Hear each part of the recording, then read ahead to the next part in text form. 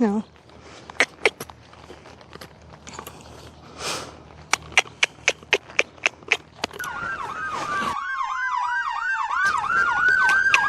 What's up is down, what's left is right.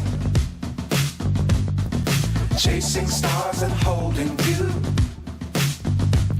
I can't see the end, but we'll see it through.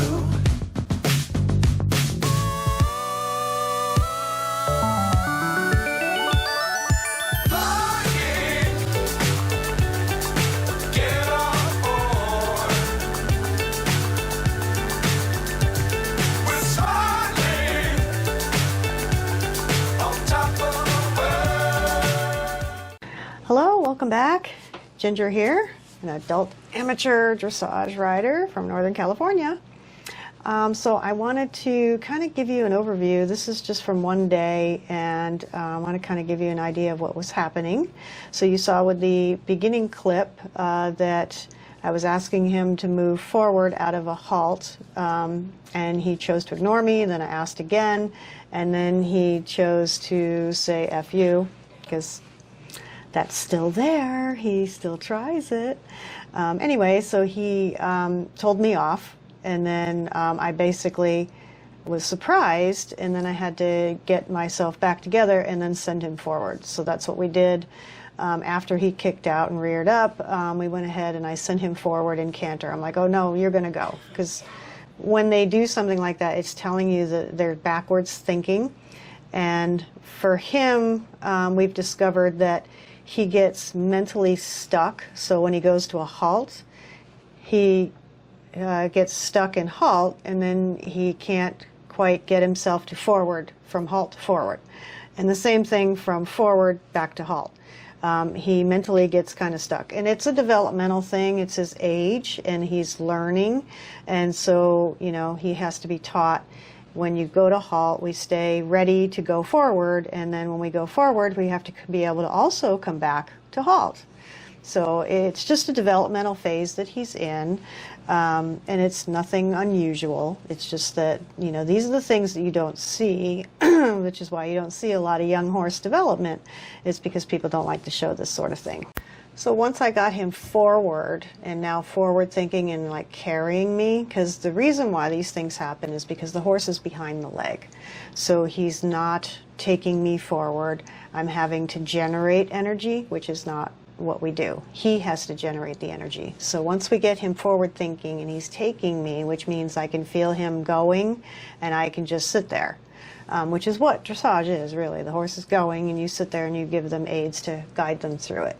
So then we were able to move on, and I did our trot poles. So the trot poles are elevated to get him to pick his feet up, because, you know, if he's lazy and backwards thinking, he's not picking his feet up. So, and it's also to work his core muscles in his belly. So after the trot poles, we went ahead and did some canter transitions, just again validating that he's listening to the aid, and he's off the aid. And you can see him come up and almost sit on his hind end and then go into canter. So that's just him processing, is this what you're asking me to do, and offering but not sure. So this is all the learning process that he's going through.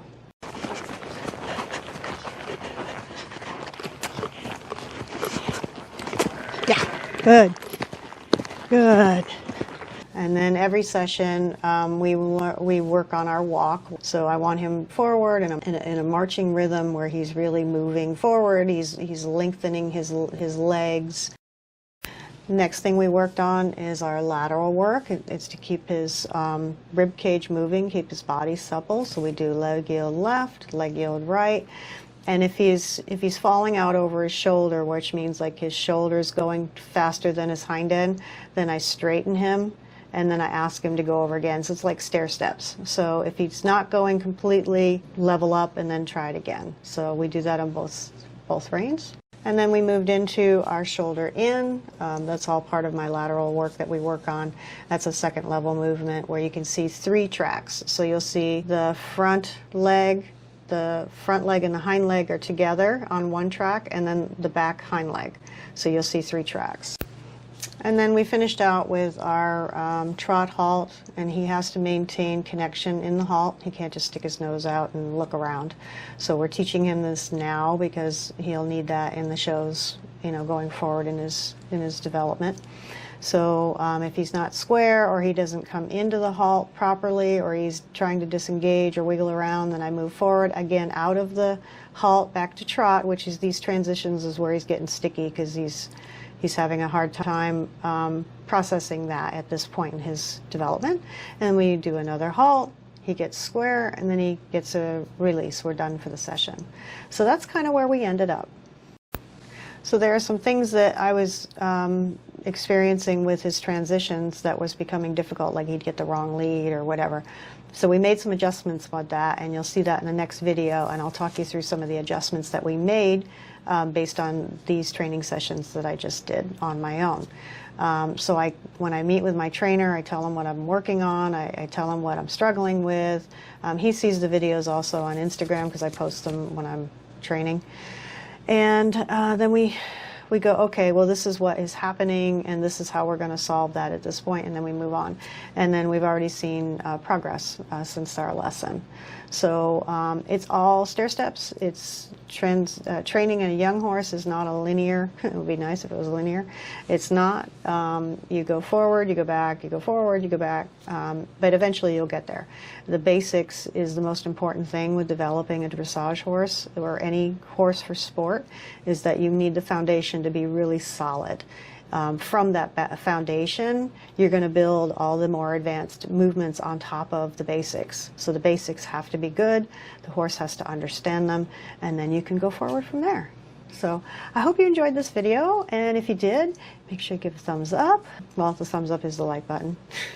Subscribe is what I was getting at, and put a comment. Let me know what your thoughts are as you watch the video and you can see. So anyway, I hope you like this video. Again, stick around, subscribe, doesn't cost you anything, helps the channel, and my learning journey is out there, and I hope it helps you in some way.